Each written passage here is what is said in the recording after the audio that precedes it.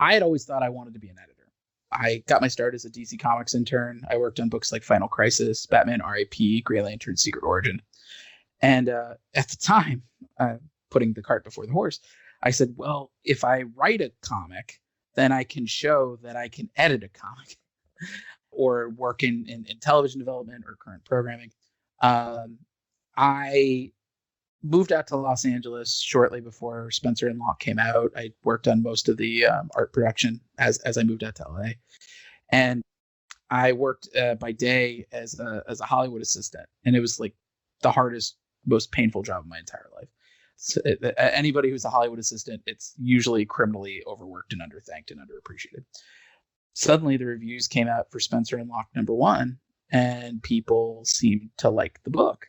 And I realized, oh, like, idiot, like, if you can write a book, why don't you just write a book? Like, don't use it to like hopscotch to anything. Just write more books.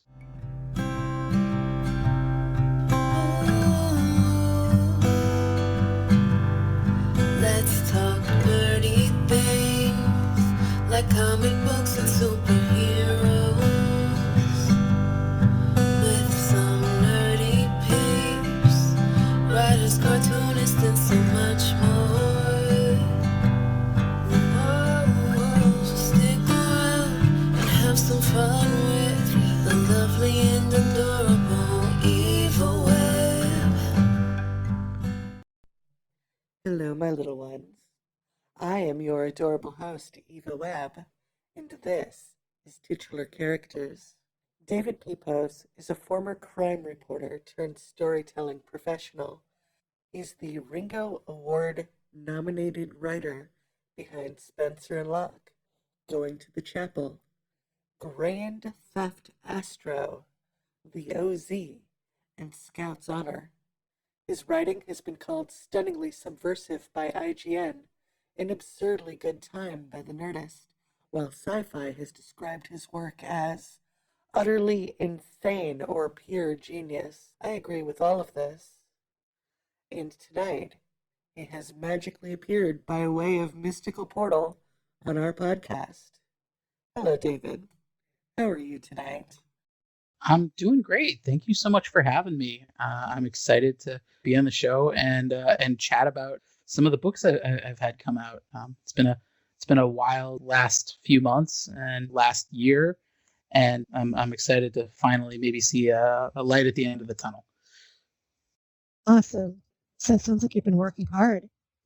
Yeah, I can't imagine anybody who's gone through the year 2020 and not reflected a bit and had to pivot a bit. And any comics creator will likely tell you the same thing.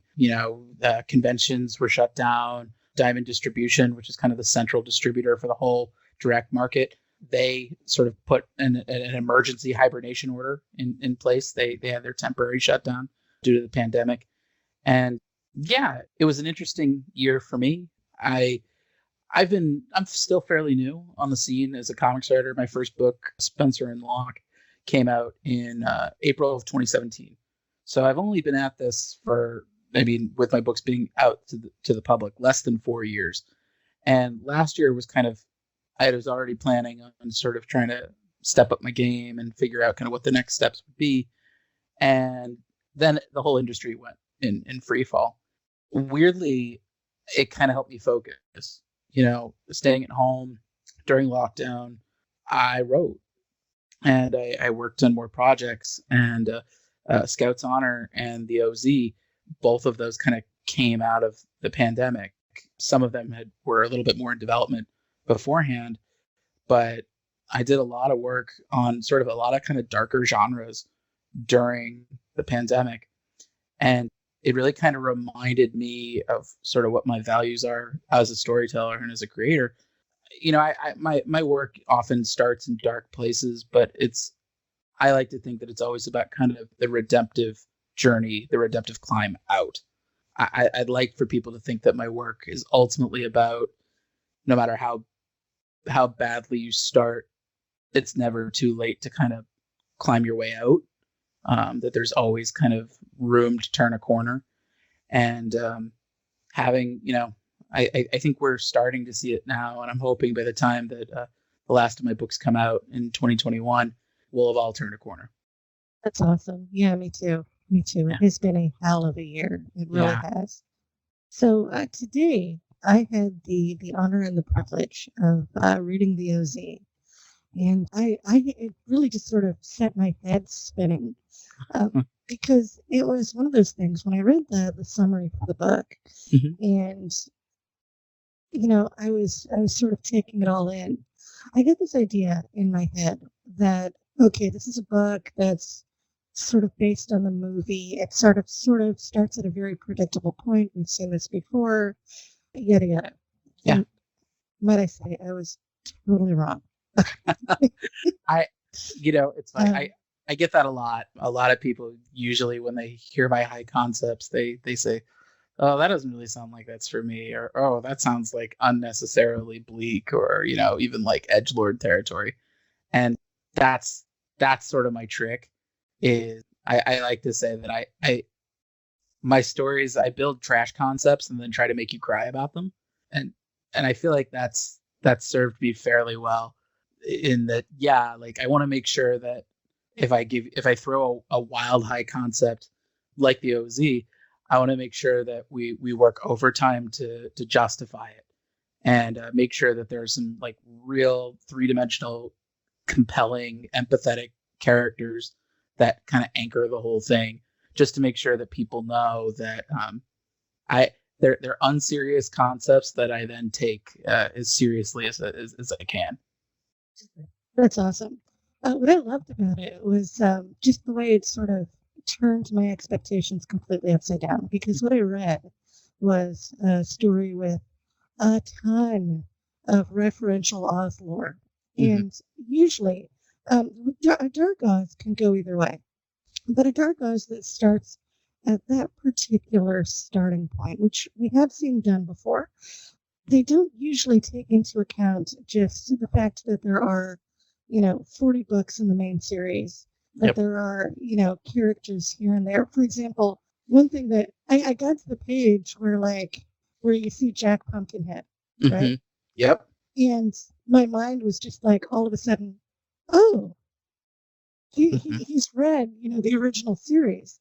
And Yep. then, as I kept going, as I got deeper into it, I'm like, oh, well, there's a callback to that. Ooh, there's the Wicked Witch's timeline. There's this, there's that. Ah, Silver Shoes, Mm-hmm. And yeah, it was awesome. It was awesome. And I'm really, really glad that you made some of the same observations about like the original series that I did. Casting the Silver Shoes as weapons, for example. Yeah. For me, something that I often find myself doing, and I think this comes from my background. I not only did I work as like a crime and a politics reporter for my day job, but I moonlit as a comics critic for a very long time. I was the reviews editor at Newsarama for over a decade, and so I feel like that was almost like creative writing boot camp for me in a lot of ways. I spent all day, every day reading people's work and kind of synthesizing what worked for me, what didn't work for me, figuring out how to articulate that, and then sort of cherry pick certain creators' work that I thought was really like high achieving, and then also sort of learning from other people's pitfalls. But I think the big thing that kind of taught me is it's given me a little bit of a contrarian take when it comes to either looking at pre-established IP like The Wizard of Oz, or even my breakout book Spencer and Locke was What If Calvin and Hobbes Grew Up in Sin City, and I tend to look at it. I try to see where's the weak spot in the continuity. For example, the OZ is about Dorothy Gale's granddaughter, who's an Iraq War veteran who finds herself stranded in the war-torn land of Oz. And the reason that concept came together was when you think of the original Wizard of Oz, the original Dorothy, she kills 2 wicked witches and convinces the Wizard of Oz to leave in like a week. And then she just splits. And, the books kind of portray that as a happy ending. Whereas, we've seen that play out historically. I grew up during the Iraq War. I mean, that was, the invasion of Iraq during the War on Terror. I was in high school. I know very well what kind of a hit and run and in a foreign country would look like. And so yeah, thinking like, oh yeah, that's not a happy ending whatsoever, and realizing like, oh, that would be like not just a war zone, but kind of like a magical, fantastical war zone. And figuring out, oh well, these characters that have been left behind, what happens next. And that was an idea that once I thought about it, I was just like, oh yeah, like I couldn't quite get it out of my head. And those are usually the best ideas, the really stubborn ones that you say that you will print out of spite if you have to. Those are the ones that I think those are the ones that have been the most successful for me, and those are the ones that really really remind me why I do this in the first place. It's to tell the stories that I feel like I have to tell, and I think the O.z is definitely one of them. So I have a burning question Yeah. about the O.z. Sure. So we see Jack Pumpkinhead, Mhm. and I know there's only 2 books in this, but are we going to see Ozma or some variation there? I noticed like that you called Dorothy the rightful princess of Oz, and I think just knowing what I know about Oz, that's intentional, and that at some point we're going to see Ozma, and there's going to be a fight. If we do a second volume of the O.z, Ozma's, I have an idea for Ozma.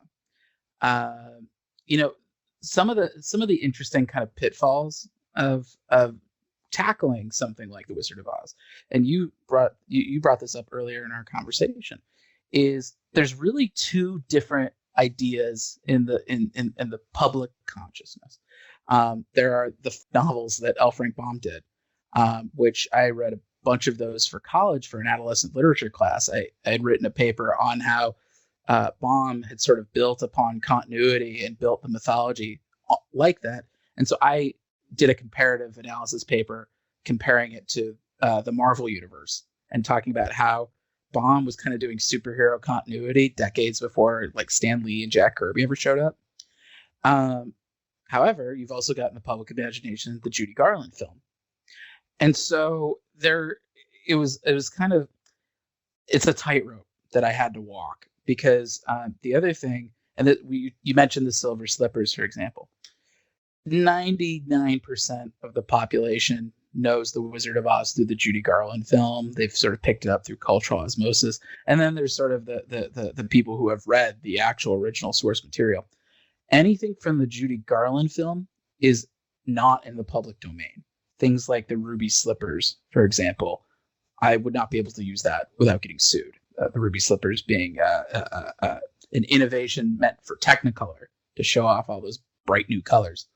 And so I've really had to sort of like pick and choose my battles in terms of what can I include in this book that will get the diehard L. Frank Baum Oz fans being like, yeah, that sounds awesome.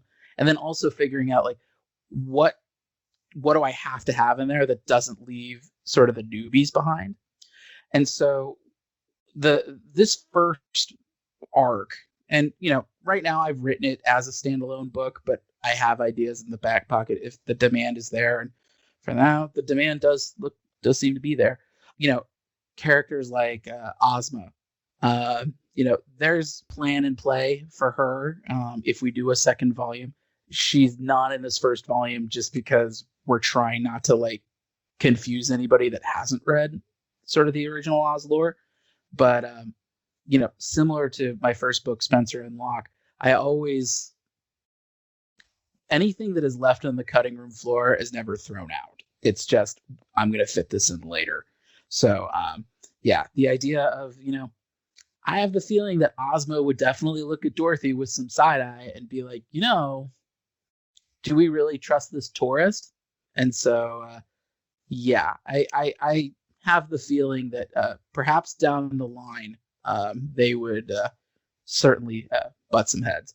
That would be awesome. I just wanted to tell you that this is the kind of book that I could read this for 300 issues. I would like religiously buy it every month if it came out every month or every 2 months or Thank he you. decided to put it on trade paperbacks. It is just such a really good book. And the thing that really got my head spinning with it, and I don't know if it was intentional, Sure. but it was just this thing that sort of popped up, and that was like, I've read hundreds of Oz stories over the years, all of old Oz, a lot of the new Oz, all of the Eric Schanauer Oz. Yeah. And the thing that this story helped me sort of crystallize is that it almost seems like Oz is almost out of the eye of the protagonist. Like, so the world that you get from it totally depends on the inner workings of the character that ends up in it. That's a cool way of looking at it. I like that. It's because it's got a fun meta angle to it. For me, the way that I wound up kind of constructing it, for me personally, I almost feel like I went about it almost in the opposite direction, in that when I came up with this idea for the OZ, every single idea that I ever have run with, I usually kind of trip backwards into. And so after my first book was a street level crime noir book, and I really enjoyed writing that. But sort of something that added to my bucket list after I finished writing that book was I wanted to do something on a bigger scale. And fantasy and sci-fi were two of the genres that I really wanted to do something in. So when I thought about fantasy, I just wrote down just inspiration points, things like Piers Anthony or Lloyd Alexander. And I remember, or even, down to Harry Potter, I wrote down The Wizard of Oz. And as I was kind of writing that down, I looked at the word Oz, and I just, the cursor was flashing right in between O and Z. And I was like, what if that was an acronym? And I just kind of was rattling off what's O-Z stand for. And when I got to Occupied Zone, I realized, oh, this is a war book. And once I got it through that, I knew the only responsible way to kind of navigate a book like this would be to tell it through the eyes of a soldier. But that's a really cool way of looking at it. And I try to write my stories with some degree of wiggle room and some degree of ambiguity, because ultimately, while I love doing, podcasts and talking about the book and sort of giving my perspective as writer, ultimately, once the book's in your hands, my opinion does not really it does not trump your reading experience. And so I think that's a really cool way of looking at it, of just being like, you can't explore a narrative featuring the land of Oz that doesn't immediately reflect its protagonist. And I think that's a really cool way of looking at it. And it's a really cool sort of meta example of showing all the different genre twists on the Wizard of Oz that have survived, since L. Frank Baum's original novels.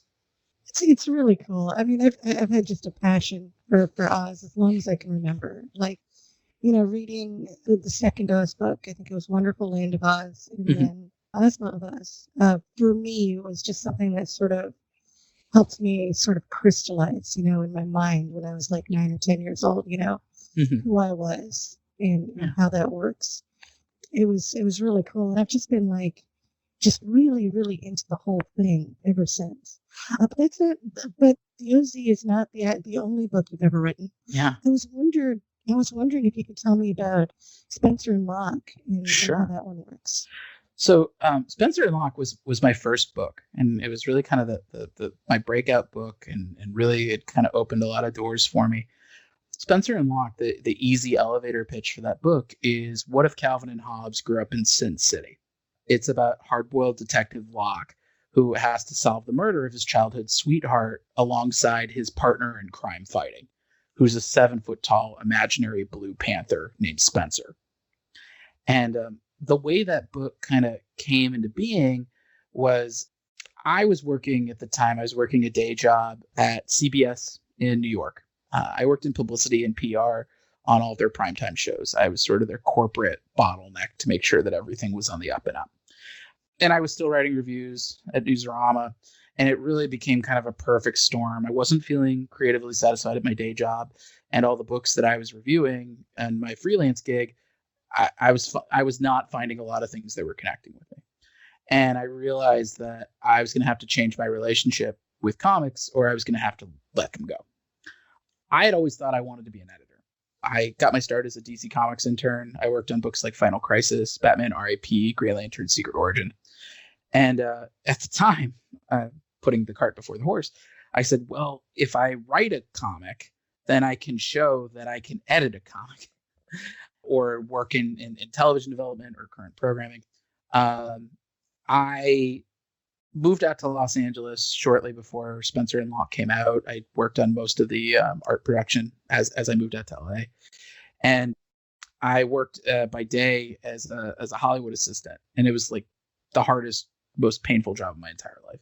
So anybody who's a Hollywood assistant, it's usually criminally overworked and underthanked and underappreciated.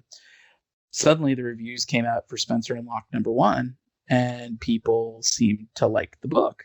And I realized, oh, like, idiot, like, if you can write a book, why don't you just write a book? Like, don't use it to like hopscotch to anything, just write more books.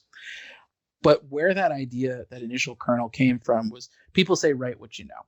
And I think that's sometimes it's the most misunderstood piece of writing advice that I think is out there. It's often people feel so limited by it, when what write what you know is supposed to mean is, what are some emotional experiences you've gone through? What was it like to learn how to drive a car? Or what was it like to have your first kiss? Or what was it like to lose a family member that you were close to? Just kind of these, universal moments that we all have, but we've all experienced just a little bit differently.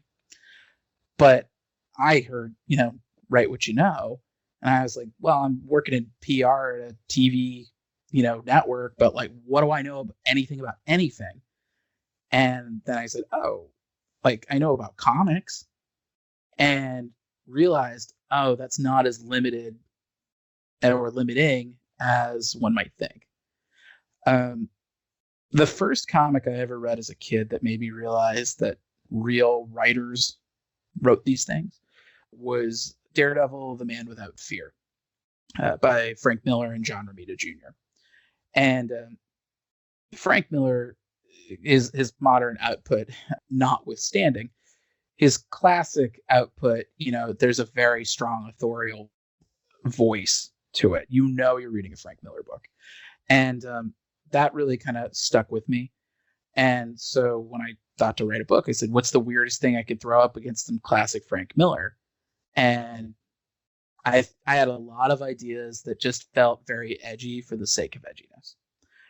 You could do Sesame Street meets The Wire and, have like Big Bird be like a crack dealer, but, like that'll get your foot in the door for a first issue, but there's no emotional connection.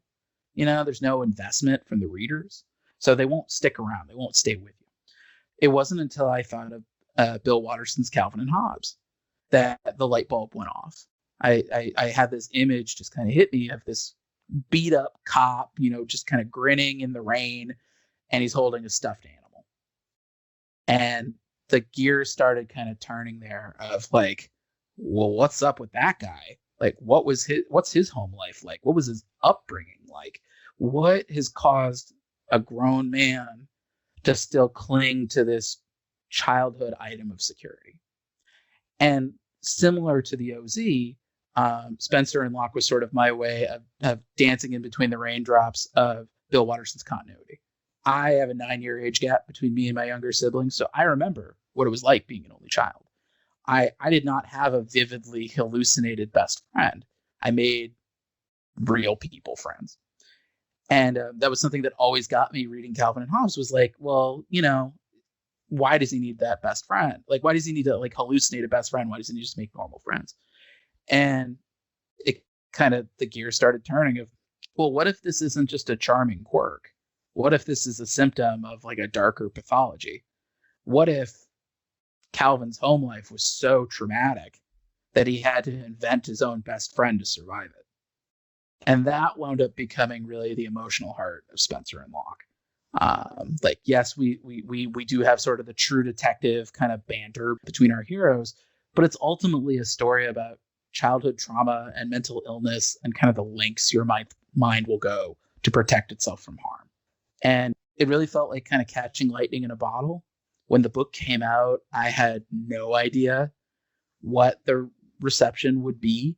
I knew some people were going to get what we were trying to do and would appreciate it, and there would be some people who just hated the idea out of principle.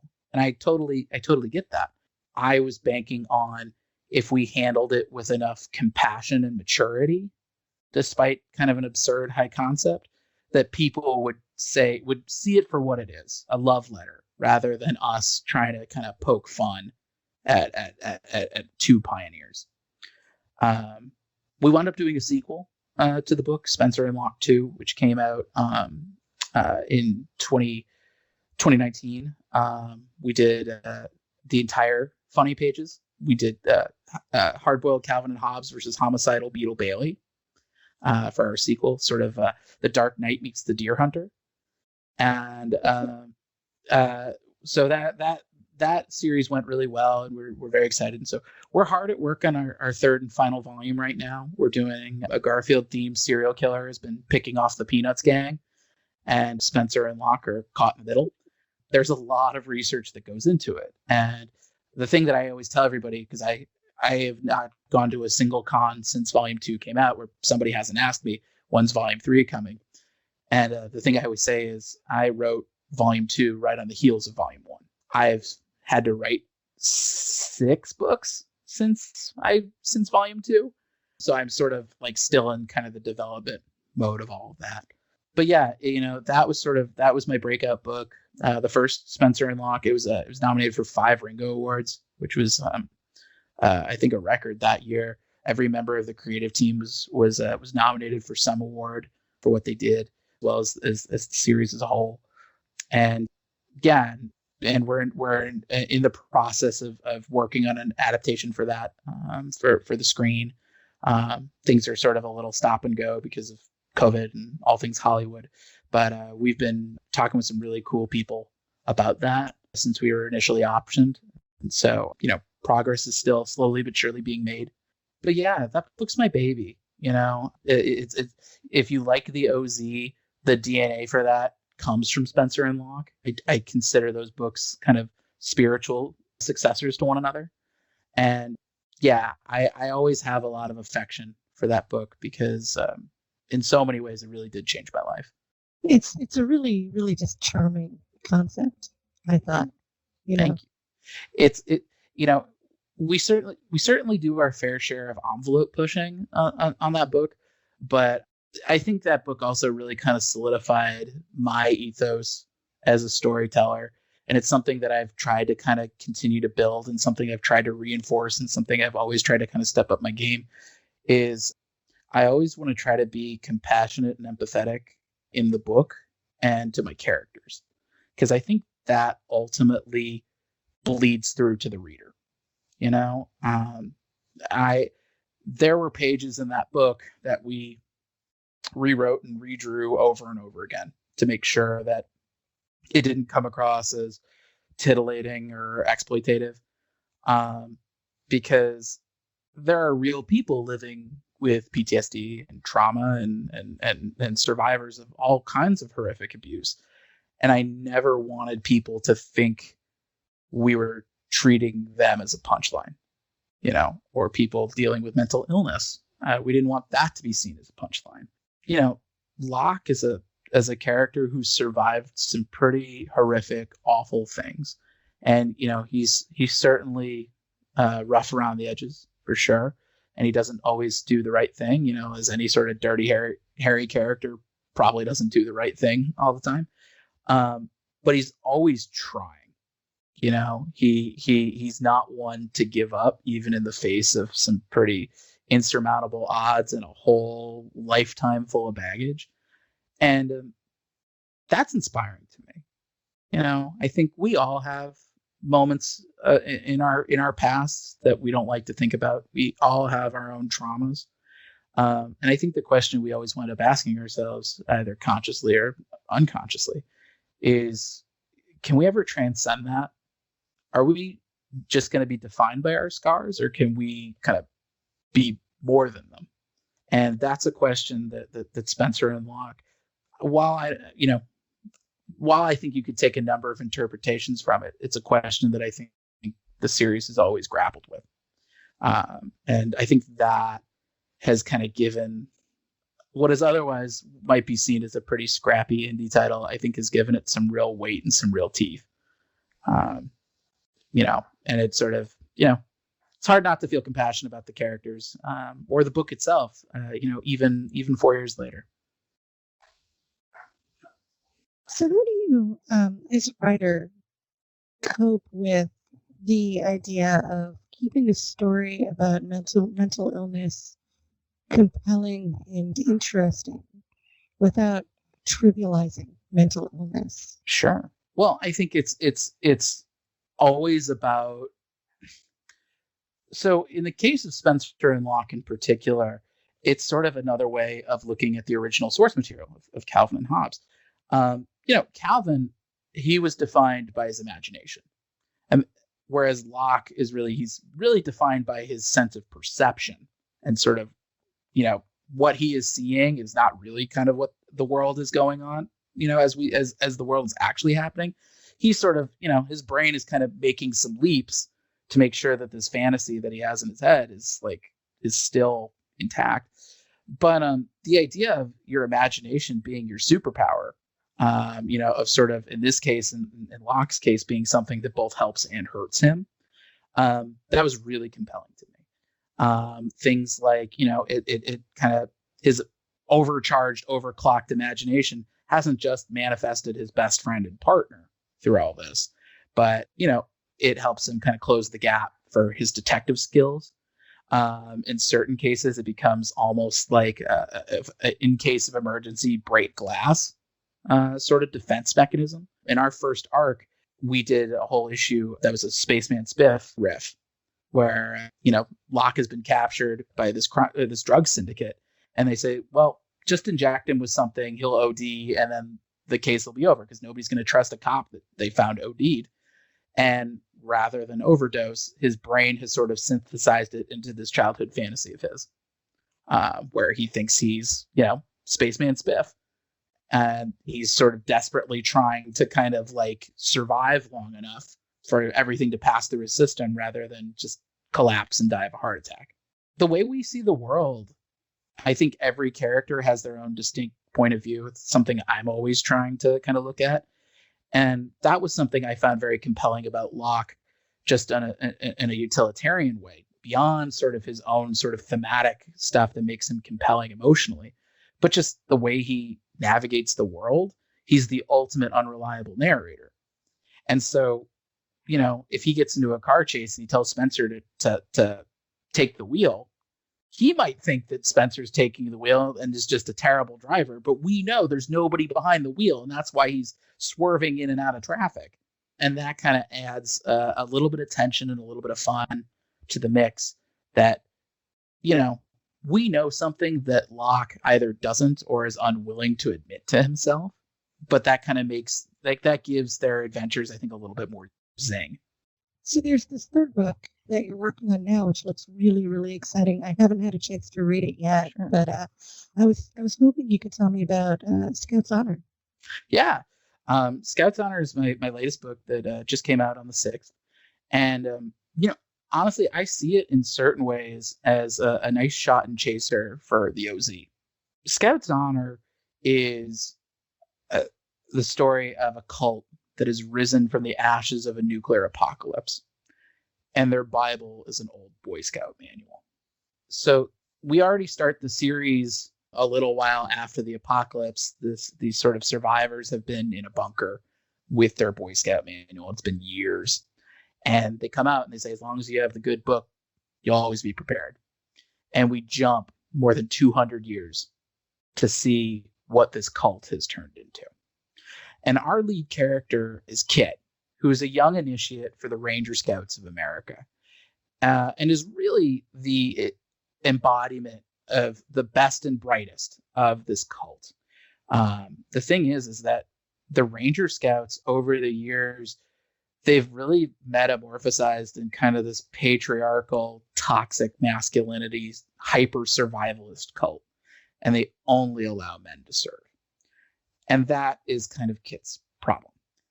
Kit is actually a woman, and she's had to conceal who she is in order to pursue what she considers to be her true calling as a Ranger Scout. The problem is that this true believer is going to make a pretty chilling discovery that cuts all the way back to the creation of the Ranger Scouts. And she's going to find herself losing her religion. And so Scout's Honor winds up being this story of how not only does Kit have to kind of figure out the truth, but it's really a story about this sort of patriarchal, hyper-masculine, very rigid society, and what happens for the people who don't fit in these hyper-rigid molds. How do they navigate this world? How do they survive this world? How do they deal with sort of these conflicting pushes and pulls of the expectations of their cult and their society, with also having to square off with just who they are as human beings? And I feel like you put that sort of emotional human struggle of just kind of living your authentic life, and you put it in sort of this setting that really kind of interrogates a lot of things our culture today deals with. The toxic masculinity that we all find ourselves navigating, the fetishizing of the military and survival preppers, the rise of evangelical megachurches, and the looking down on higher education and critical thinking. You put all that in a cauldron, you throw a couple nuclear warheads on it for 200 years, and the Ranger Scouts don't seem that much like fantasy anymore. And, you take all that and a hefty helping of some pretty semi-autobiographical material from me, and voila, you have a Scout's Honor in a nutshell. That sounds really exciting. It does. I am a huge fan just of your work in general. I love the philosophical bent of it. The way how it's you write comics for thinking people, and Thank you. I think that makes such a difference just in general. Sure. The thing I always think about comics in an existential way. And you and I, we talked about this briefly before the podcast, talking about sort of the question that you would want people, that I would want people to ask. I look at comics, both the way that I make my comics, but also sort of comics as an entity, as an industry, as a business. I look at it through an existential lens. I'm a third generation comics reader. My mother was a comics fan. My grandfather was a comics fan. When my grandfather read comics, they were on every street corner. Even when my mother was reading them, they were, it was a fraction of what it was, but she was still reading them in the 50s. Whereas, I grew up in the 90s speculator boom. So by the time I really kind of came of age of everything, Marvel had already declared bankruptcy. The industry had really kind of shrunk in a major way. And we now live in this world where the direct market is kind of the real lifeblood of, the monthly comics industry. And then you've got sort of the traditional book publishers that are focusing primarily on middle grade and young readers. They're kind of their own sort of separate entity. And then you've got the web comics community or the Kickstarter community. You can kind of put them in one thing. There's a diaspora of readership. And the thing is that these readers, the industry is never going to survive with this many factions of readers spread out all over the place, not knowing that the others exist, not knowing oftentimes that there are other ways to read comics. I think the desire for reading comics is there, but the market has been atomized. And so I think it's incumbent upon creators to figure out ways to sort of bring these different camps to the same table and really kind of give them a reason to break bread together. For me, it's often thinking about how can I make my books as accessible as possible, that I can explain them in a sentence or two. When I talk about Scout's Honor, I often say it's Mad Max meets Mulan. But if you like The Hunger Games or The Handmaid's Tale or even Planet of the Apes, you'll like this book. And I am often thinking, it's so easy for comics to either go very, very, very esoteric, that it's only sort of preaching to the choir, or conversely to just really stick to like the tried and true simplest tropes possible, which is also preaching to the choir. I'm not looking to preach to the choir.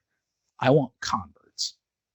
And so I kind of take, I think, some of the biggest, weirdest swings I can, but always trying to remember, like, what's the emotional angle here? What's like what's the universal hook?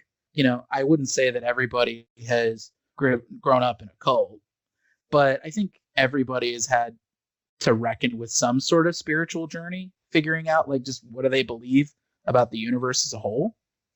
And more importantly, I think most people have had a time where the rug has been pulled out from underneath them, and a major linchpin in their worldview suddenly gets toppled. I talked earlier about how Scout's Honor was kind of autobiographical for me.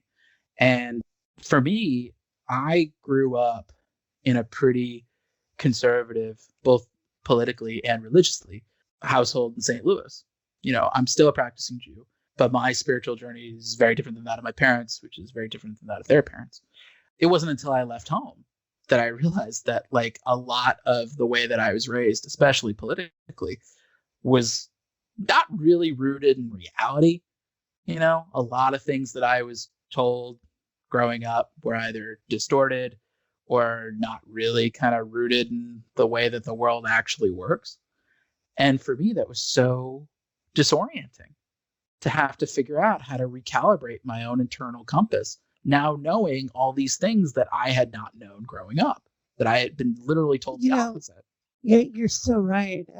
I grew up Orthodox in New York City. Mm-hmm. And I remember when I was 14, my parents, they moved us to Israel.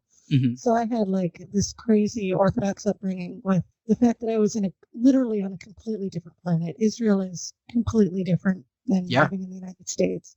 Yep. And I remember when I moved out on my own for the first time, it was literally like crossing a dimensional threshold. Yep. Almost. You don't know which way is up. You almost don't speak the language.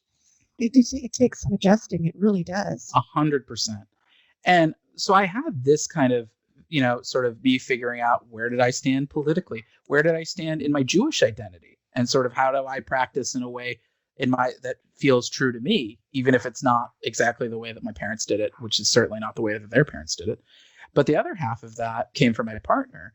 She was raised Catholic, and she's no longer a member of the church because when the priest abuse scandals came out, it was so disillusioning for her. She said, you know, how can I be a member or affiliated with this organization that has just taken all this horrific stuff and tried to sweep it under the rug?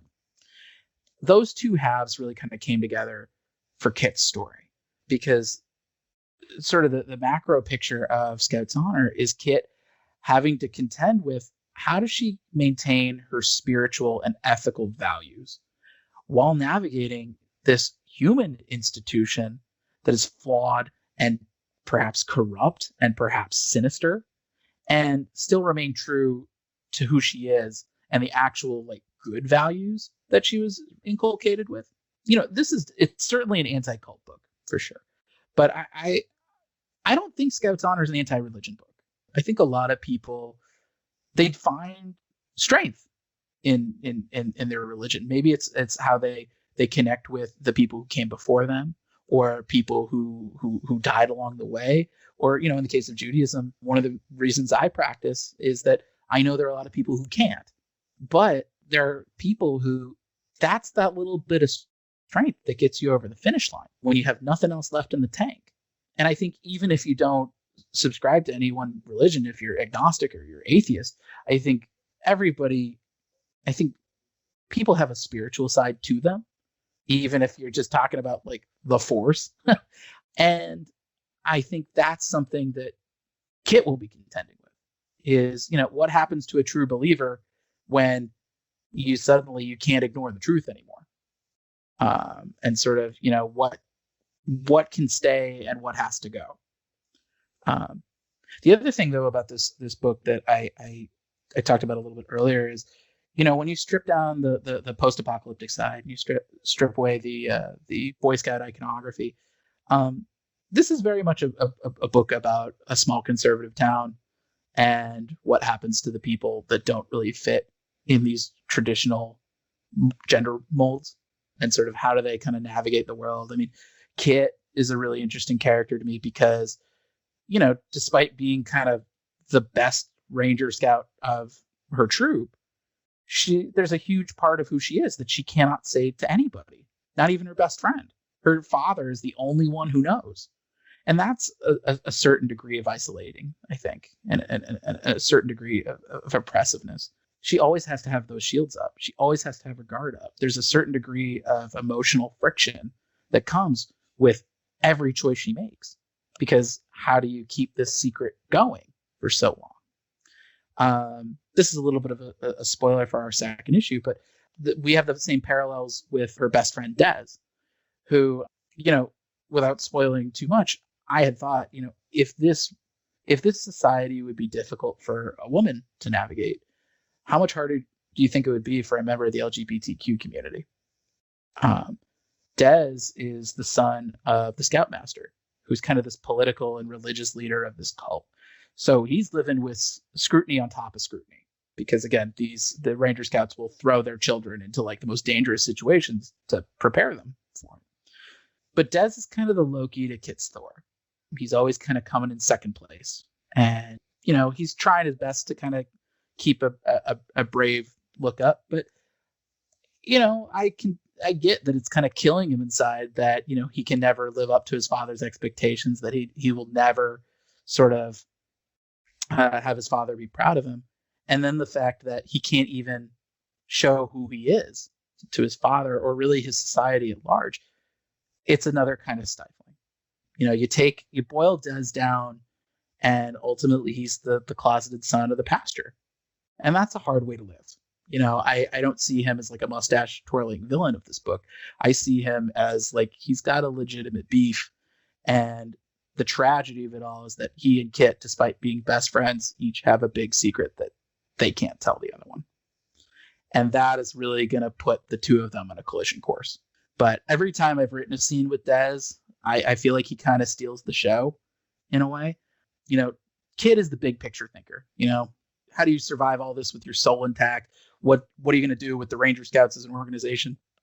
But I think Des provides the emotional backbone of this book. Seeing he and Kit's friendship start to spiral, start to curdle, turn into something more like a bitter rivalry. Yeah, it's, these are two people who can't authentically be themselves because of where they've grown up.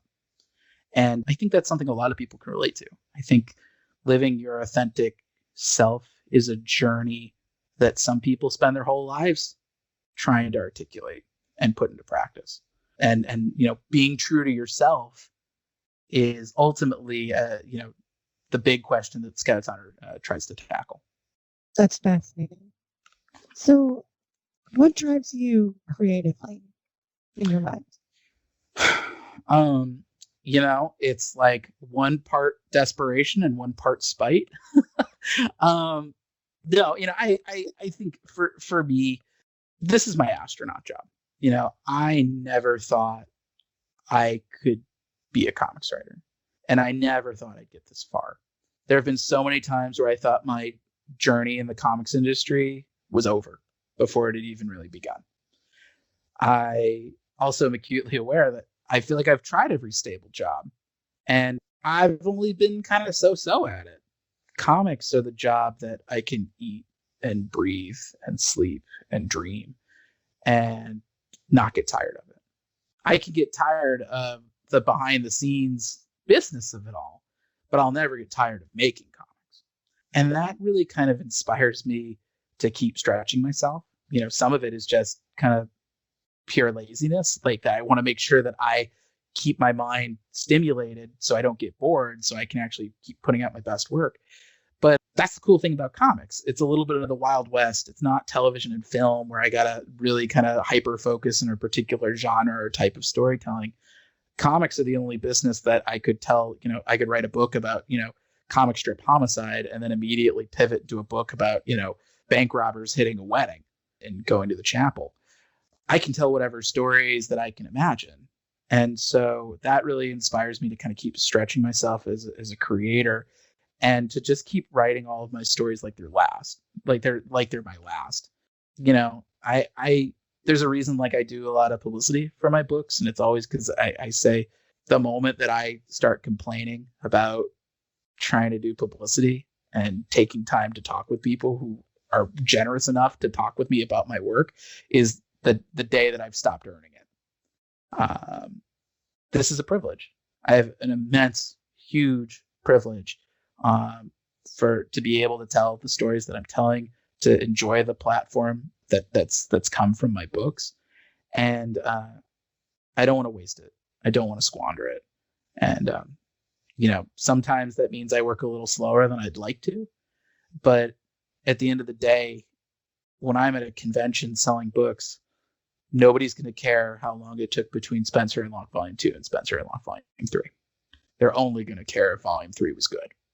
So that's sort of the thing that kind of drives me. Sometimes it drives me crazy, but it sure beats digging ditches. Oh yeah, no doubt.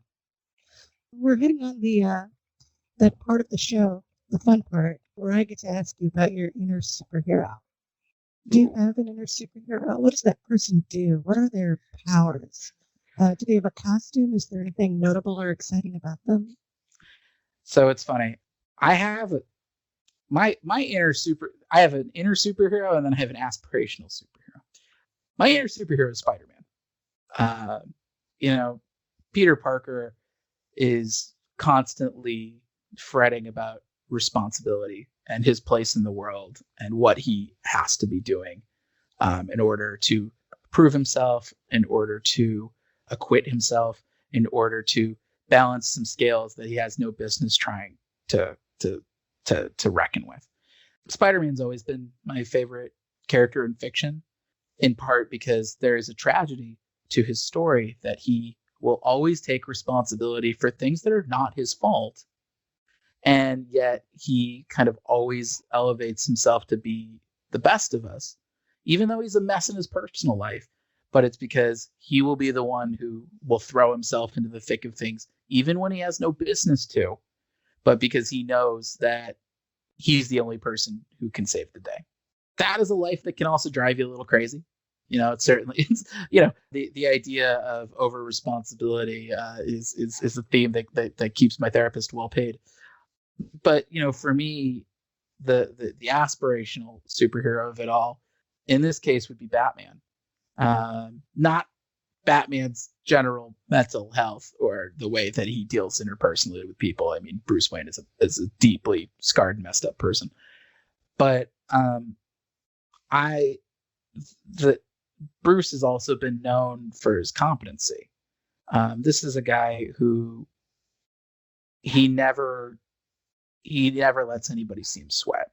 He's always somebody who's 10 steps ahead. He's somebody who's always thought things through. He's somebody who, when there's a bump in the road, he's already planned for the bump in the road. And he's somebody I'd like to be a little bit more like, as I kind of keep putting in my reps and as I get more and more confident in my abilities as a storyteller. By the time I finished up my job as a reviewer, I could write a pretty good review from start to finish in 45 minutes. The muscle group was really well developed at that point. And I look forward to the day that I can do that with my storytelling. Now, granted, it's always going to be a much bigger undertaking. Writing 4 to 6 issues out of whole cloth is very different than reacting to a piece of fiction that has already been created and is in front of you. But, getting the work done begets confidence. Scouts Honor is my 5th series. And I was thinking just the other night that that's honestly a milestone and a victory in and of itself. I don't think anybody expected, myself included, that I'd ever get this far. And get this far with books that, knock on wood, thus far people have really seemed to enjoy. I think that's a track record that the longer I stay on it, it will, the odds will inevitably go to zero. I will eventually write a book that is not good, is not well received. My thinking is, as long as I left it all out on the field, as long as I did everything in my power as a storyteller to tell the best story I could, I can sleep at night. For me, that's maybe the thing that drives me the most is, can I rest knowing I did everything I could, no matter where the chips fall? And so far, as long as I have the strength to, I'll keep doing it. What's your dream project? If the world was a perfect place and you could work on anything, what would you write? What would you create? Sure. Well, the great thing, I mean, for creator-owned stuff is, and especially the O.z really taught me this, is I don't have to wait for permission anymore. I know that if I have a creator-owned idea, if my quote-unquote worst case scenario is to go on Kickstarter and self-finance it and print it myself, I can do that. I packed and shipped over 900 packages out of my 2-bedroom just in the last month. If I think for me, of course, the big hurdles, it's anything corporate owned, it's anything licensed. Characters like Shazam or Doctor Strange, I would love to write. I know it's a cheat, but like a team book, like the Justice League or the Avengers, I would love to tackle one of those. My white whale is Captain Planet. He's a character that I think is so long overdue a refresh. I mean, I don't think it would take much to make like a really cool, really timely, inherently diverse, inherently international story. The thing is that Captain Planet is a highly guarded IP. He was spearheaded personally by Ted Turner himself. And so I think that is a reason why we haven't seen like a reboot of that franchise. But I tell every comics publisher that I talk to that if they're ever looking for another license and they get Captain Planet, that if they don't call me, that I will literally never forgive them. Because, yeah, I've got a pitch in my back pocket. So if any publishers ever wind up listening and they want an awesome Captain Planet series, now they'll know who to call. That is awesome. I would love to see a Captain Planet reboot. Yeah, it's just because if you look even at the original cartoon, I mean, it's 5 kids from all around the world, and they're dealing with, environmental crime or environmental terrorism. I think, the character I always think of is Linka, who she had the ring for wind. And back in the 90s, she was from originally from the USSR, then fall of the wall, it became just Russia. But Russia in like the early 90s versus Russia now, that would be like a completely different character. That would be like Pussy Riot with a power ring. And I'm just like, that is the dopest idea. Like, that is like, it would be like a little bit of J.J. Abrams' Star Trek and a little bit of the first Avengers movie and a little bit of Avatar: The Last Airbender. And you just put it all together and it would just be a super fun series. So, knock on wood, one day I'll get to tell it. That would be great. So where can people find you on Sure. the internet? Yeah. So I'm on Twitter and Instagram at Pepose D. It's my last name and first initial. You can also follow me on Facebook at David Pepose Comics, or you can subscribe to my newsletter, Pep Talks, at bit.ly/pepnews. Or finally, you can visit my website at davidpepose.com. Fantastic. And one more thing before I let you go. Did you have a question for the audience? I know we touched on it earlier, but Yeah. this is the part of the show where it normally goes. Well, the question that I have for everybody is, where are potential new readers outside of the dedicated Wednesday warriors, and how can we bring them to the table? Awesome. God, I wanna just ask you for all of your ideas on comic book marketing and some of the crazy stuff that you've thought of to bring people to the table. I know it's going to run the show into later than we usually go. Sure. But would that be okay? Yeah, absolutely. Absolutely. I wish I had a better answer other than brute force and sheer numbers. This is where I think I often disagree with a lot of publicists out there. And I think it's because I have a fairly unique background in publicity and PR that I would say 99% of all comics creators just wouldn't have. They actually spent their time like making comics and not working that kind of day job. I've been on both sides of the publicity table. So my opinion is publicity is a numbers game.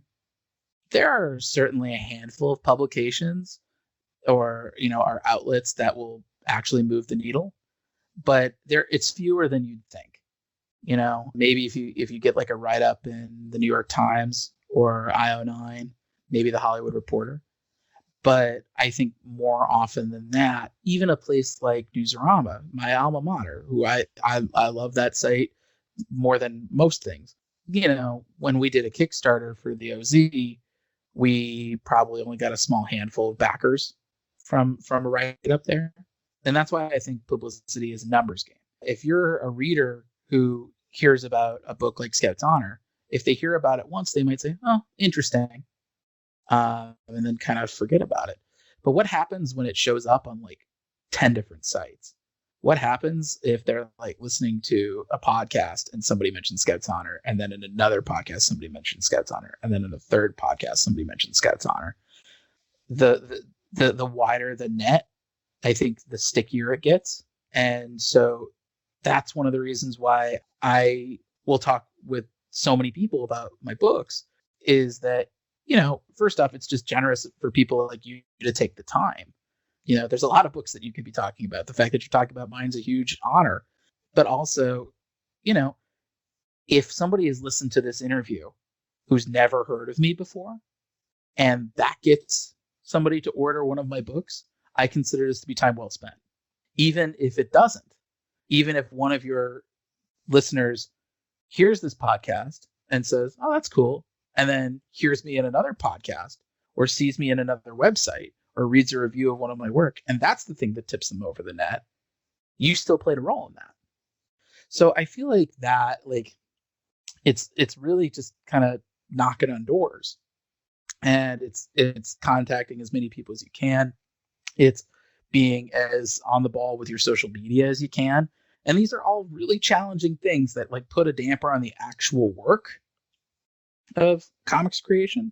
So you have to really kind of figure out ways that you can sort of either save certain searches on your social media, for example, certain keywords for your books, or you can set up Google alerts if somebody talks about your work, or you can do Google alerts for your book titles. I know people kind of say, oh, you shouldn't term search. I would say you shouldn't term search and respond if somebody doesn't like your book. But if somebody likes my book and says something nice about it, the least I can do is thank them. The least I can do is acknowledge them and show that, I don't care, what your Twitter follower count is. I'm happy that you read it.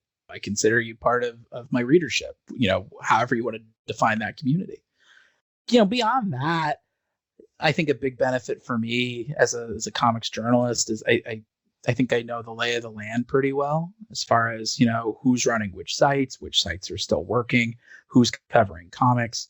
That certainly kind of, I think, gave me a leg up that I think a lot of people don't usually get to enjoy, is when Spencer and Locke came out, my first book, I was able to email all sorts of sites, because I knew where they were. Some of these people I'd sat next to it in conventions, covering panels together. But even if I hadn't met them in person, I could say, hey, you might know me from my work at Newsarama. And I just want to say, to throw a random site out there, Graphic Policy, my buddy Brett Schenker. I didn't know him when my first book came out, but I just said, hey, I've read your work and I've always been a fan. I'd love to chat with you about my new book. And being able to treat journalists like human beings and understand kind of how overworked and underappreciated they are, and give them adequate runway and make it easy for them to be able to access and review your work. That's something that's not instinctive. It's not instinctual. That's just something that it takes a little while to wrap your head around it. And a lot of comics creators don't really have the time or the bandwidth to do so. But I absolutely feel like that has been, something that is distinguished my work from other people's. Is I always work hard to make sure that the book is the best possible book that it can be, but I know acutely that if you don't promote your book until you drop, then it doesn't matter how good the book is. Nobody's going to pick up a perfect book if they've never heard of it, if there's no word of mouth to it. And that's the thing that really kind of keeps me driven to, keep checking Twitter just to see, is there anybody I've missed? Is there a new podcast out there? Every book brings in new readers, and just kind of trying to stay as on top of it as you can, and just sort of being open to people when they, like you, are generous enough to want to help shout out your work. Like I said, if I ever get hoity-toity enough to say, I don't want to do publicity anymore, somebody slap me, because again, this is the best job in the world. And if, figuring out your schedule so you can talk with somebody about your work is like too much of a hassle for you, well, what the hell are you doing? Go back to an office job then. And so, I feel like that, it's just being as aggressive as you can be and not being shy, like being respectful of people. Like, don't just, I hear horror stories every so often of somebody like trying to like neg their way into a review with a journalist. It's like, oh no, buddy, that's like the worst way to do it. But, you miss 100% of the shots you don't take. And I've adopted that in my convention game. I've adopted that in my publicity game. Nobody ever got successful being shy. So you owe it to yourself, and really you owe it to your collaborators to be your own best advocate for your work, because nobody's going to love the book the way that you do. So you really kind of owe it to yourself and your collaborators to just really do the full court press. That's amazing.